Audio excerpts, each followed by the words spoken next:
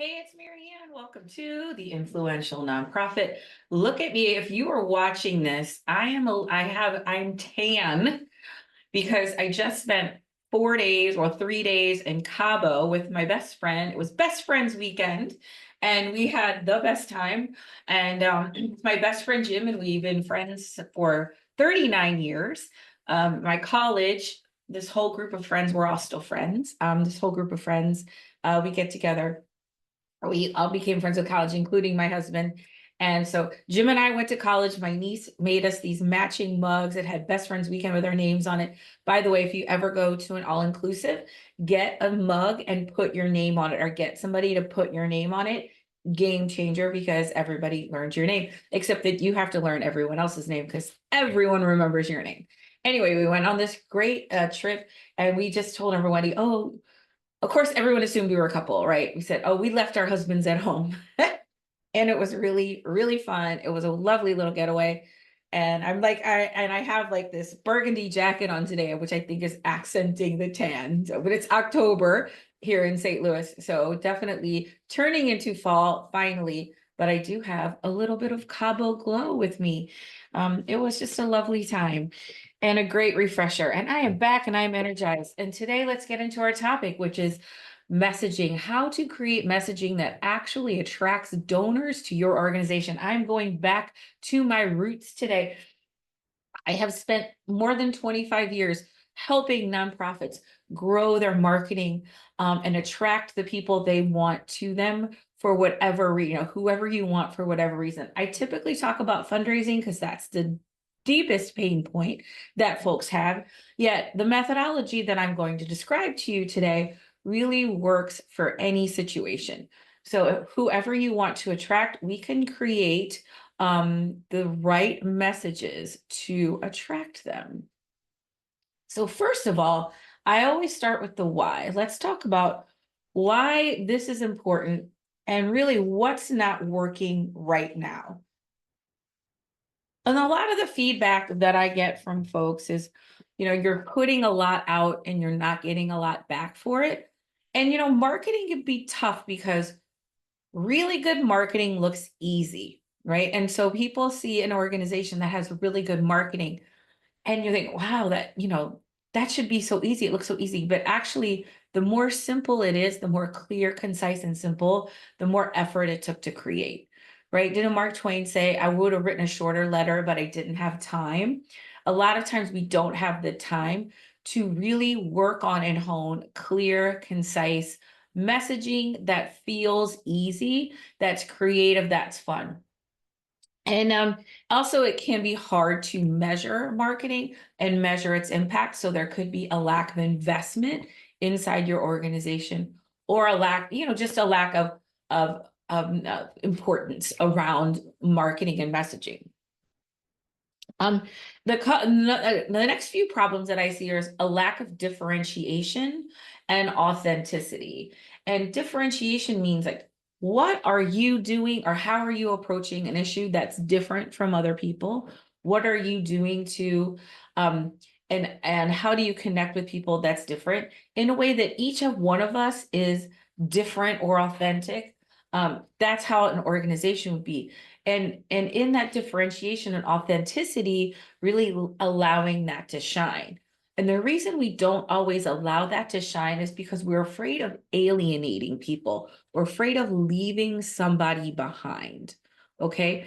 And of distancing ourselves because, oh, we want to appeal to everyone. Now, I see a lot less of this than I did back in the day when I first started, where people really felt like, oh, we have to appeal to everyone. Because if you appeal to everyone, you are absolutely attractive to no one, right? Just if you and I, if you as a person, you're trying to make everyone like you, that's exhausting and it's a bit manipulative because you're changing your personality to fit who you are.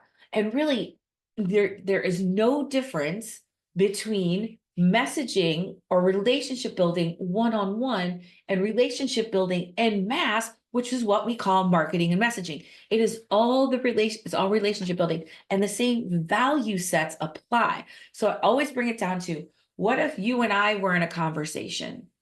What would we say? How would that feel?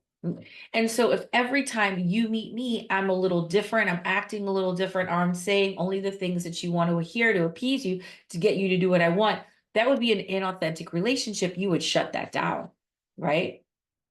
Like, who is this person? But, donors want authenticity, they want transparency, they want honesty. And sometimes that can be hard to deliver because it requires a certain amount of vulnerability from you. And I'm going to go into that and how we can really work with that. So just hold on. But that can be a reason, because it's scary to be honest. It's scary to be transparent. It's scary to be vulnerable. It's scary in our own, personal life and how we deal with people. It can be scary, right? With sharing that with others on a personal level. It can be scary sharing that with others on a scale level, on the marketing level, of telling the truth about your organization. But that's what people are attracted to, and yet we find it so hard to do it. We want this shiny perfect image so that no one can find fault with us, and that keeps us bound and it keeps us trapped. And I'm going to give you a great example, or lots of examples, of work that I've done over the years to really help organizations step into their authenticity and step into the power and attract the people that they want. I have a program called Magnetic Messages. It's an 8-step program. I'm going to take you through kind of mostly the first 4 steps ish. This podcast, this piece of content is not going to be about implementation strategy. Okay. I'm going to record another one on implementation, on how to deliver this. Today, it's really about how to craft the message, how to create the messaging that you want to attract the people that you want. That's what we're going to focus on today. And because there's really 2 parts to this, there's the messaging and then there's delivering the message. But right now we're just going to focus on the message. And listen, my marketing messages, I've been doing this for at least 15 years. I've helped dozens and dozens of organizations. I have a very fast and simple process. So if you're struggling with your messaging, you really don't have to struggle. It's not as expensive as you think. It's not as time consuming as you think. We can literally do it in a day. I can do this in about 6 or 8 hours, or maybe like a day and a half. Like I've done that so many times where I go into an organization and we spend most of one day on messaging and half the next day on strategy, and we're done. We have a plan in place. It is that simple because I literally have a workbook. I have the process. I have everything that you need to just work you through it. Every single step has a worksheet, a formula, a process to get you through the next. So if you feel like you're muddling around in the dark, you don't have to feel that way anymore. There's a link in the show notes. Please, you can book a time with me. I'm happy to walk you through this and see if that would be a good fit for your organization. But trust me, if you're struggling with this, you don't have to struggle anymore. And this is not about creating like a big, long, involved relationship with some big marketing agency, right? Like, this is just really solving this problem very simply. And then I leave it to you to, for the long-term implementation. I'm not going to get too much into that right now, but I think you get what I'm saying. Okay, so let's get into the meat. Now we're going to talk about what is the shift that I want you to make. First, we talked about why we're struggling. Now we're talking about what is the shift that I want you to make. This is the fundamental shift that I want you to make, and the most important thing in the work that I do. My company is Courageous Communication. Here's my book, Courageous Communication, right? And the book is all about, well, it says how codependence is making your brand boring and what to do about it. And the book is all written because organizations were wanting to please everyone, and in pleasing everyone, they were serving no one, including themselves, and how to shift that. The biggest shift you can make is right now. I want you to really hear me when I say it is not your job to make people care about your nonprofit. If you're a marketing person, if you are an executive director, if you are a board member, if you're a fundraiser, program people, whoever you are, it is not your job to make people care. The goal of this messaging is not to make somebody care.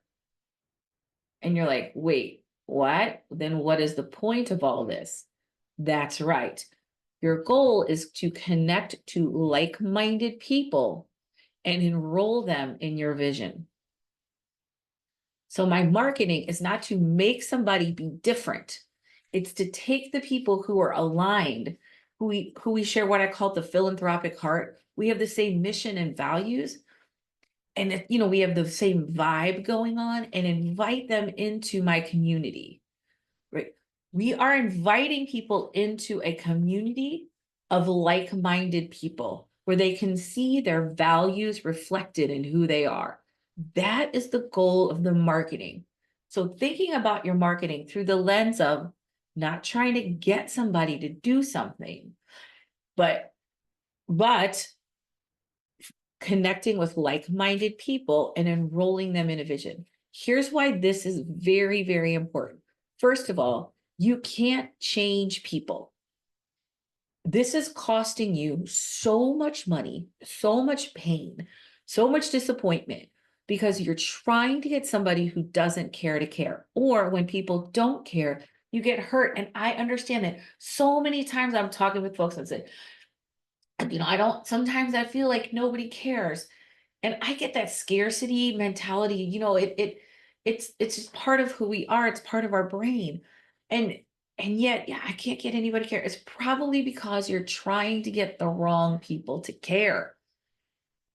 So we want to hold on to everyone. I think anyone is a potential client, right? Is a potential donor, because like everyone should care about this cause. Everyone should care about homeless animals, but they don't. They don't. One of my clients is Annie's Hope. They have grief, so they provide grief support for kids. And I was training their board on fundraising, which is the podcast I did last week. So if you want to learn how to do that, you can listen to that. And one of the board members, he was so nice and he was so well-intentioned. He said, I don't understand why somebody wouldn't care about grieving kids, because he cares so much. And I know you care so much. So it's hard for you to think that people don't care, and it hurts a little. There's some rejection in there, but they're not your people. And the more you focus on trying to get somebody to do something, the less success you'll have. Now I will say this, when we talk about advocacy and policy and creating change, this is truly what we are doing, yet we're doing it in a way, you're thinking about like a bullseye. We're taking the most likely people first, and then they affect the next likely and the next likely and the next likely. Do you see what I'm saying? Because what you're doing is going to these outer rings and trying to bring somebody step by step by step down. And that's what's exhausting. They don't know you, they don't like you, they're not akin to you. That's why it's exhausting. So our job is not to get somebody to care. And I want you to really pay attention to your language, to your thoughts, because our thoughts shape our words shape our reality. Thinking about how you think about people. I got to get somebody to do this. I got to get them to care. I got to get them. I need to get somebody. No, you don't. Okay. And what we want to move away from that to say we are offering up, right, who we are to connect with like-minded people. This program is called Magnetic Messages. We are going to be a magnet when we stop trying to get somebody to do something and we stand in our mission and our values and our message and our authenticity and our, and exactly who we are. People who are like-minded people go, oh God, I wonder what they're doing. They look really interesting. I want to connect with them. And you're building a magnetic message. People are pulling to you. It's the brand of attraction. So instead of chasing and finding and trying to get somebody to do something, we're creating a brand of attraction that has people flowing into you. What? Yeah, it's possible. I do it all day. Okay. I've done it for 20 years. I've helped people do this, and it can work for you. And I'm going to teach you right now exactly how, on the messaging side of this, how to do this. So if you're with me, let's keep going. But before I go on, I want to say that one more time, right? Your job isn't to make people care. Your job is to connect with like-minded people and draw them into your organization. Now, how do we do this? Okay, step one, you have to understand your organization. If you were an individual who wanted to go out and build relationships, right, in the world, your self-awareness is key. Who you are, what you represent, those kinds of things. That same organizational consciousness, self-awareness is very important. And this, in my process, is where we start. A lot of times we have value systems that are known but not really articulated. And this is very, very important because you have to understand your truth and the truth that you want to put out into the world. So many times we want to hide our truth a little bit, suppress it a little bit. So let me tell you a story. I'm going to give you an example of an organization. I talk about them a lot. It's Sisters of St. Joseph of Carondelet. I did this process with them. The full disclosure, okay. I did this process with them. And then I came back and I worked with them for more than a year to really implement this inside their organization. So I want to be clear, and I just want to be transparent with you. Yes, we can create messages in a day and a half, but doing the work, and I'm going to talk more about what that looks like to really stand in your value, may take a little bit more. And I'm going to share what I mean by that. So Sisters of St. Joseph wanted to connect with new donors, which is great. So, and that's what most people want, So we walked through this process, but the first thing we did was we hosted some discovery sessions with some of the sisters and associates, and which are, I'm not going to get into they're supporters of the organization in a sense, and donors and people like that. And we talked about, who we are, why we love the organization, why we think people love the organization, and all those kinds of things. And from those conversations, my internal team, we looked at what are our values, and we came up with 3 words. And this is what we call our brand promise. So at the top, at the peak of any messaging, the first thing we want to create is the brand promise. So by step 1, knowing our organization, what comes out of that is something called the brand promise. And that is the promise that we make to everyone we interact with. And our promise, how do we want to make people feel? And our promise was 3 words: bold, fearless, fun, because that's what the sisters were. And we wanted our communication to more match the energy of the sisters. And I don't know if you know this, but sisters are pretty badass, okay? They're the shit disturbers of the Catholic Church. And here's where they were in a pickle, is that oftentimes, and I would say they are not the only religious order that struggles with this, oftentimes that the values that the sisters have are at odds with the values of the Catholic Church, okay? And so they were sort of minimizing a few things because they didn't want to make their donors mad. There was some of their donors whose values aligned with the Catholic Church. So where the sisters' values were out of alignment with the Catholic Church, or not congruent, I would say, was around things like LGBT issues, especially trans. They have a specific trans ministry. So like maybe they're not marketing that a lot or talking about that a lot because they didn't want to make their donors upset. And, that's something we all do, even in our own lives. Like maybe we don't tell somebody something because they might not like that we have that value or we have that behavior or whatever. So I get that. But it comes at a cost, right? So the cost is that inauthenticity and having to sort of be somebody or not. And the sisters have evolved over the years. And there were people who knew them as teachers or administrators and did not know them as social justice warriors that they have evolved into today. So there was this sort of division or maybe where we were kind of like maybe not really being completely honest about who we were because we were afraid of criticism. So our first job was to ground ourselves in the values with our brand promise: bold, fearless, fun. Once we had that, and once the sisters had that, and the development and marketing team, now we can say everything we do is through this lens because this is the promise we make to you, right? When people take my Uplevel Your Influence course, one of the exercises we do is creating our own personal brand promise and belief statements. So we are committed to what is the energy I want to bring into this world? What do I promise to deliver on a consistent basis?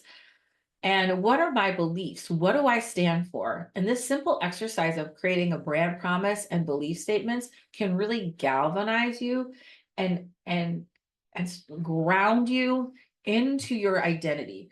Because if you can't share an identity, if you don't know what it is, and I want to say this really quickly, a lot of times that we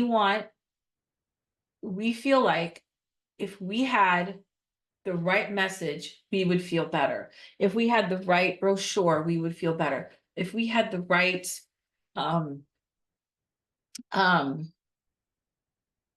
we had the right talking points, then we would feel confident. And that's not true. The reason I do the work that I do is because we're an inside out game, and your organization is an inside out game. So we have to work on our own values, our own belief systems, and developing our own confidence, and then put that out into the world.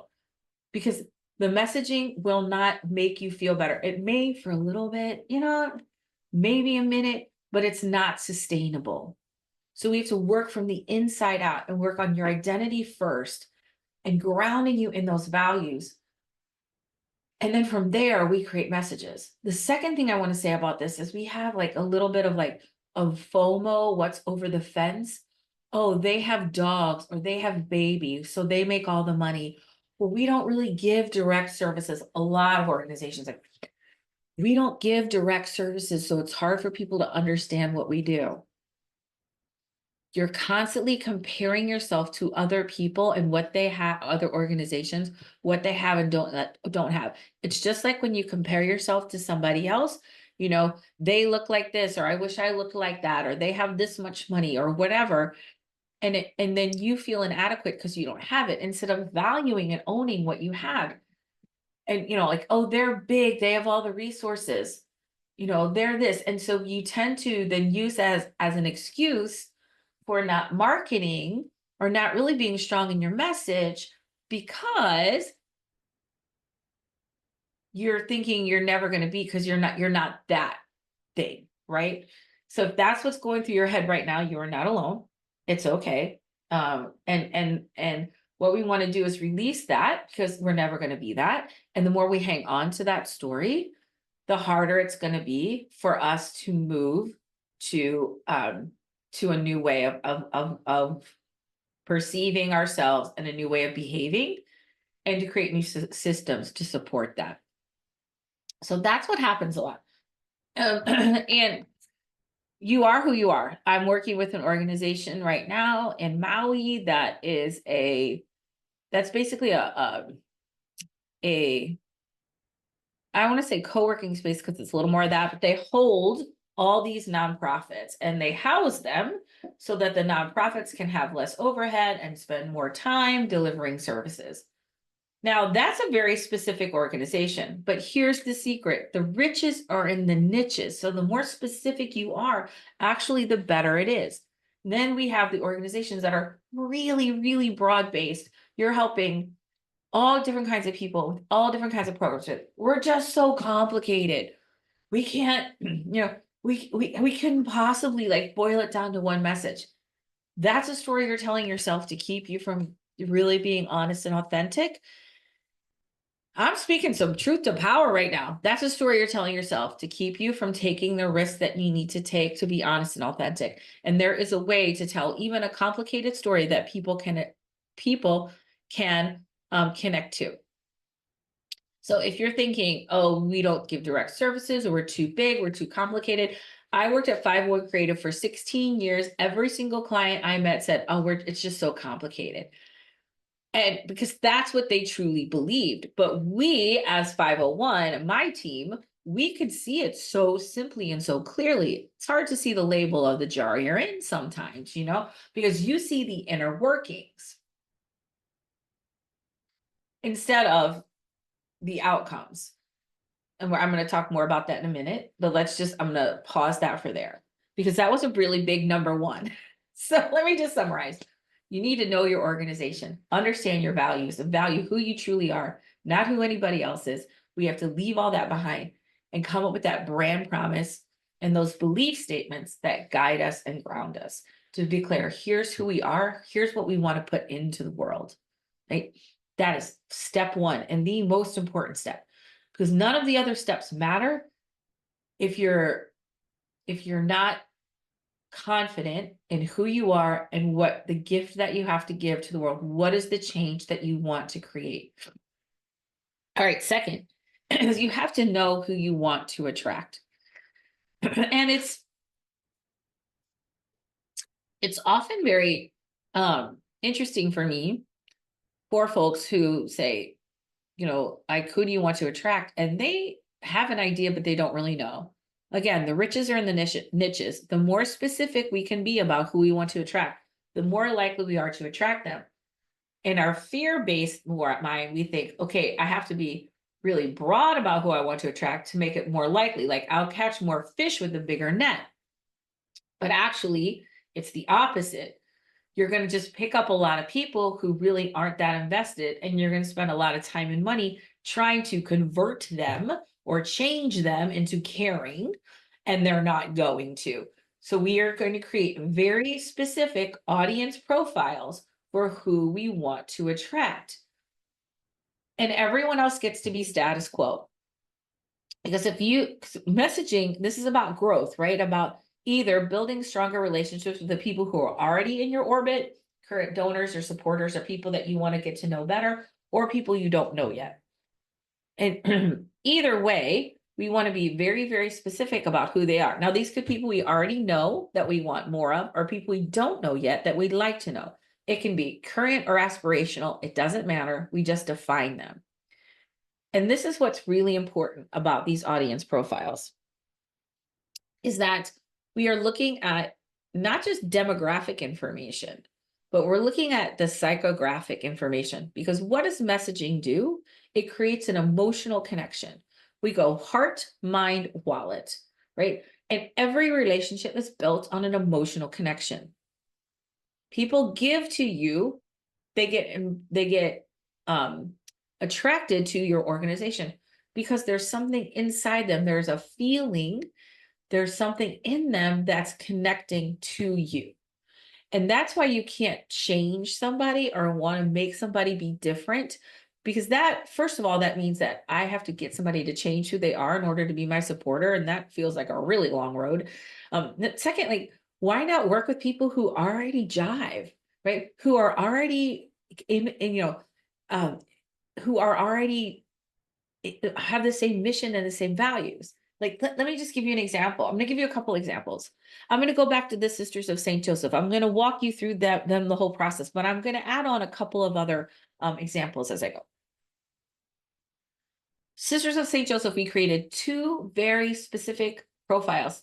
And when I do the profiles, I name the people because I want you to understand, like, that this is a person, like, because my messaging, even though it's delivered to many, many people, I speak as if I'm talking to one person. If you read my emails, I speak as if I'm talking to you. And actually, I pick somebody from my email list and I will write it to them, like, mentally, so that I understand that this is still a one-on-one. It's just one-on-one on scale, right? That's all this is. So there was Bob and there was Kelly. And Bob was a current donor who I'm going to remember Bob. I can't remember Bob as well as Kelly, but Bob was a current donor who may be feeling a little bit left out or left behind with the changing, like with how the sisters evolved, but was still with them in spirit and wanted to stay involved. I think that was them. It's been a minute. But Kelly was a younger female, mostly female, who was in their 40s, 30s, 40s, 50s, who were looking for a spiritual home. Now, in St. Louis at that time, the Archdiocese had done a lot of movement. They were closing parishes and schools, and there was a lot of people who were looking for a place to call home as far as their faith, where they could see their beliefs and values reflected. And either those places are being taken away, or their institutions, their parishes or churches were evolving in a direction that they weren't really aligned with. So we sought an opening for people who could see that, who could find a spiritual home with the Sisters of St. Joseph. And it was probably mostly women, and women who were socially justice minded, socially conscious, and who had a very big heart for those who are left out or left behind. And this is where we saw the most promise and the most energy. And so we spent a lot of time thinking through these profiles, and thinking about who we wanted to attract and building a very robust profile of who that person was, and not just what they valued, but where can we find them? And I said, I'm not going to do strategy today. I'm going to do strategy in another podcast, but like, where can I find these people? Like, where do they hang? Where are they collecting? Is it the parish schools? Is it, groups and things like that? How can we find them? And so we really flushed all of that out. And so now we have the two people, the two names that represented the type of people that we were looking for. And so that's, if you have these two elements, which is knowing your organization and knowing who you want to attract, you're off and running. Okay. You are doing a good job, because right there is a huge amount of clarity, because so many times we go straight to the messaging. We want to just start thinking of things. We have to do this foundational work first, because that's going to make everything that comes after it absolutely easier. Every project I start, I'm just starting with this huge foundation this month. And I'm starting with these discovery sessions. It's rooted in listening and understanding, because when I start with knowing the organization and then knowing who do we want to attract, everything else just comes so much easier. So now that's the third piece, is if I know who we are and I know who we want to attract, then we look and say, how do we align? What can we align with? Well, as I just explained in the Sisters of St. Joseph, how we align is there are people looking for a spiritual home, and we can be the answer to that. When I teach influence, how to enroll somebody in a vision. When I'm of value to you, you'll be of value to me. Your job is to not tell people how they can be of value to you. Your job is to be of value to them. How can I be of value to you? And that is giving people the opportunity to put their faith into action and connect with a like-minded community. That's what we had. That's what we were offering. So once you understand who you are and then know who you want to attract, now you can find the right alignment. How do we connect? What is the crossover here? What do we have in common? So I'm going to give you Annie's Hope again. Annie's Hope. Now, there was a time when corporate philanthropy, and corporate giving went pretty down, and it's back. And there's a lot of reasons for that, but I will say one of the biggest reasons is that young people coming into organizations want to have an organization that is putting good into the world and want to have an outlet for that. And so corporations are more and more having that as a part of their culture, and they're looking for nonprofits to partner with. So when I was working with Annie's Hope, one of our audiences was connecting with corporations, local businesses and corporations for donations and sponsorships. Now, we looked at what does kids grief, how does kids grief align with corporations? Like, how is that even a thing? Well, corporations, the businesses, they want employees, like emotionally healthy employees. Annie's Hope creates emotionally healthy, or like, helps people process grief. And so we both have like that mental health aspect in common.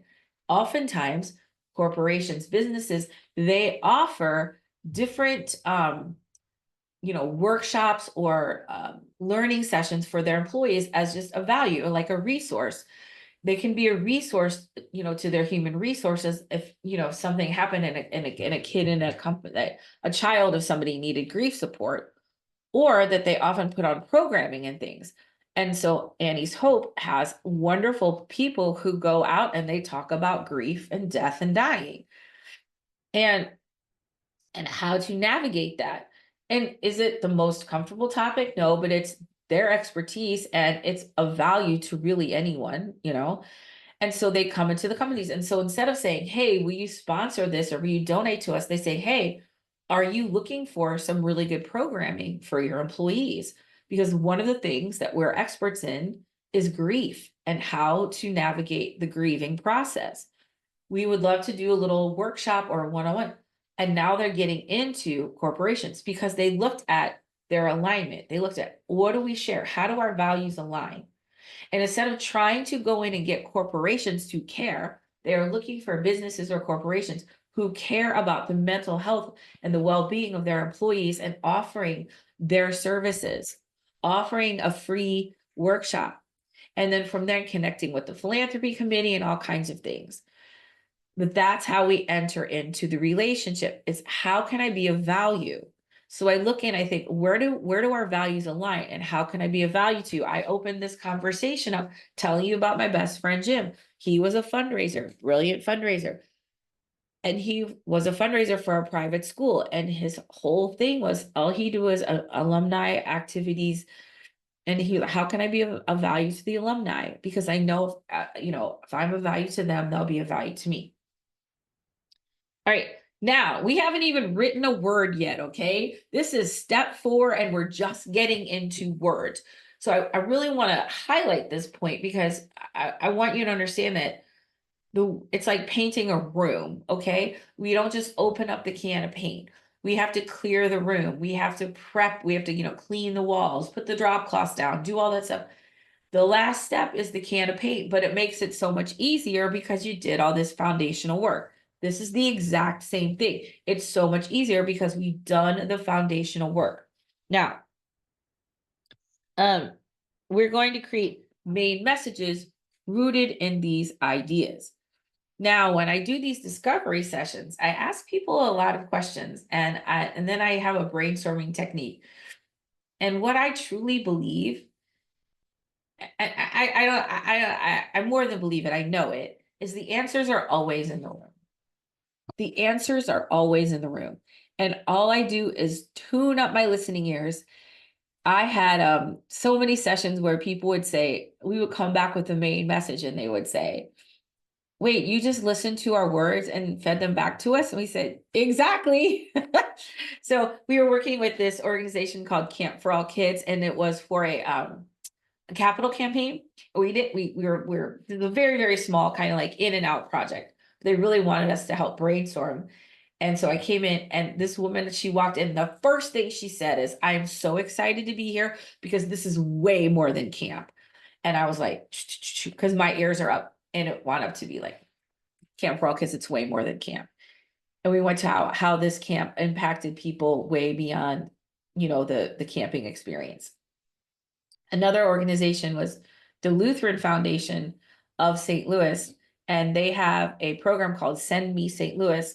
And they were launching an initiative to get more of the congregations to create social impact projects, right? Like to create, and I'm not saying the words very right, but anyway, we came up with this Serve Boldly. That was actually the name of the program. And I remember coming in and saying, like, wait, isn't that, and we could read them, what they said. You said you wanted to serve boldly, and we hear those words, we're like, oh, that's it. That's it. So the magic's in the room, okay? And the idea is for the messaging is to really listen to when you're going through your brand promise and your belief statements, and and who you want to attract, and really listen to those words and see what you can pull up and glean from there, because that can tell you so much about creating a message. Now, when we do this, I want to say a couple of things. First of all, again, the last thing we do is create the message, right? That we're not going to sit around a table and be like, okay, what should our main message be? The ideas are generated from the quality of the questions that we ask. So the question that you can ask is, give me 3 words that describe this organization. I outline this whole process in my book. If you want to pick it up, it's on Amazon. And there's a link on my website. Like, what 3 words describe your organization? Tell me why you love us. Tell me why you think other people should love us. Tell me what you would want somebody to be saying about your organization. All of those things, okay?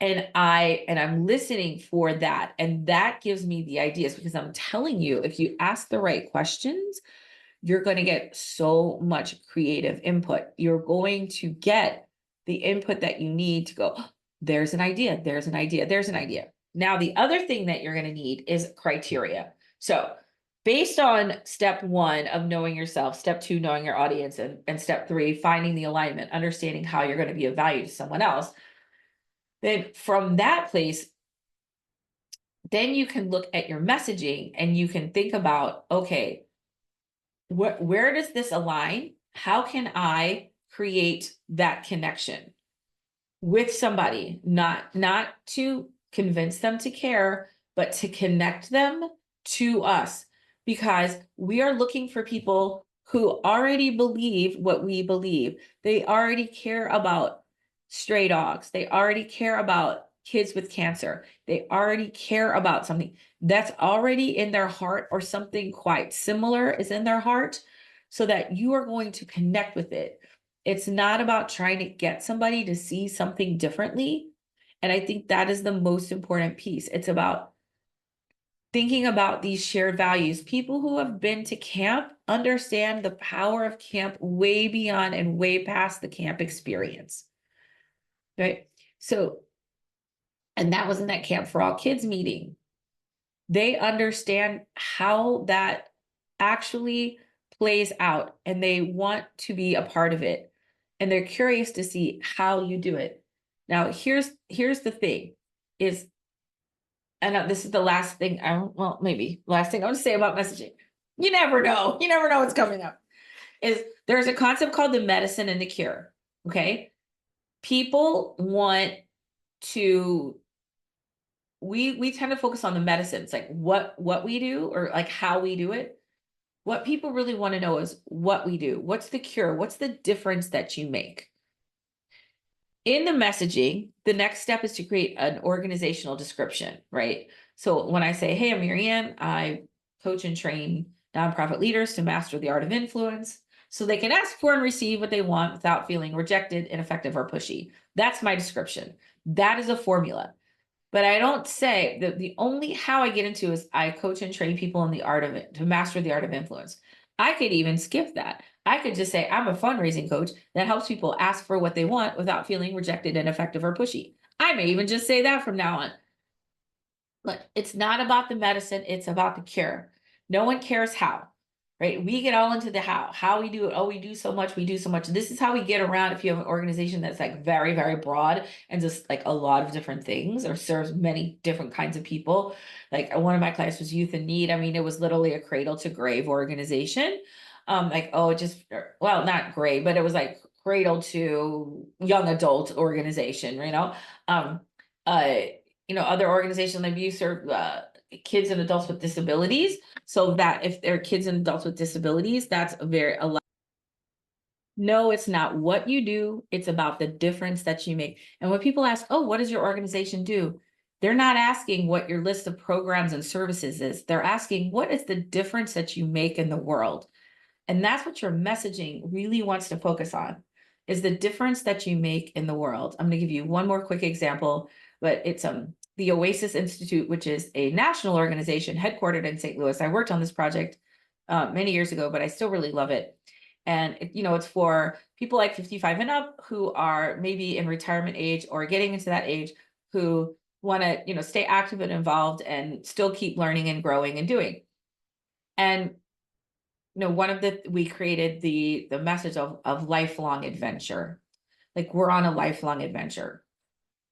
And it's not about how we do it or what we do it or different programs. It's, what is that connection? What does Oasis Institute have that somebody who's newly retired want, right? And how can we put those things together with our message? And the last thing I want to say is that if you're saying something, if your messaging is saying something and somebody doesn't like it, you're doing great.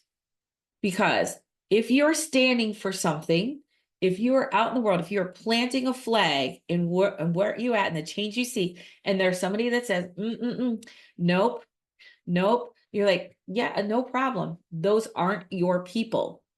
Bless and release. Those weren't your people. They were never going to be your people. And that's okay. The sooner that you can let go of the people that you're trying to attract and try to fix everything and make everybody like you. And this is for you individually and for your organization too. The happier you'll be and the more people you'll attract to you. My book goes deep into this, but praise and criticism are the same thing. They're just other people's opinions of you. And what I worked on with Sisters of St. Joseph for, of Carondelet in the beginning was having them be confident in their values, understanding that there will be people who will be disappointed when we start being honest about who our values were. But first of all, we were being a little bit, and I don't want to say deceitful, that's probably too heavy of a word, but we weren't actually being, as honest as we could be about what our organization stood for. And when we did, people might be disappointed in that, and that's okay. It hurts to see something, to outgrow somebody or have something outgrow you or just not feel connected. And we had a lot of empathy and love for those people. We didn't criticize those people. An organization I work with, they recently changed their name, and the development person is like, I'm so tired of explaining this name change. I said, people are mad because they care. They're mad because they care. They love you and they love their history. This is your opportunity to bring them in, so we tend to deflect criticism and want to fix it. But when people criticize, first of all, that means you're saying something. And second, that means somebody cares enough to say something. So what this ultimately means is that you're standing in your truth and your value, and you're attracting the people who are going to come with you on this journey, and you're letting the rest of them go. Maybe they'll come with you eventually, but they're not ready now. And all you can do is be who you are, put the love that you want out in the world. And then, right, and then you wait for them to be ready for you. You just keep putting that message out. Keep putting that message out. What we're not going to do is try to change people, right? Because you can't, and it's so frustrating. So our job is to create messages that connect like-minded people to you. Be strong in your message and attract those like-minded people to you. All right, I got to wrap it up for me today. That is it. If you want to talk more about this with me and your organization, I love to do this stuff. I'm really fast and good at it. And book a time we can talk about it. And second thing is, I will go more into, now that you have your message, what do you do the next time? And that's it for me on the Influential Nonprofit.